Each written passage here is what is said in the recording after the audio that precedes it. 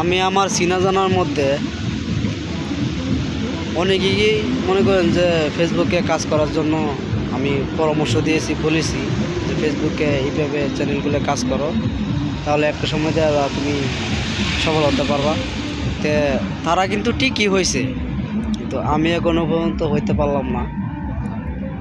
তো আসলে ভাগ্যেরও একটা ব্যাপার স্যাপার আছে, কপালে থাকতে হয়। কপালে যেটা নাই সেটা আমি সত্য চাইলেও পারবো না।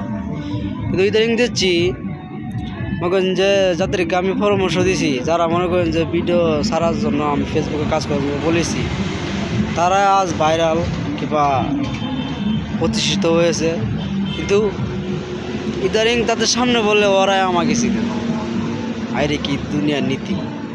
উল্টা আমাকে বলে যে তুমি আমাকে জ্ঞান দিতে আইসো না, তোমার থেকে আমি আরও বেশি জানি, মানে আমার থেকে সে ভালো জানে। কিন্তু সে এটা মনে করে না, একটা সময় কিন্তু সে এগুলো বুঝতো না, আর আজ তার অহংকার হয়ে গেছে।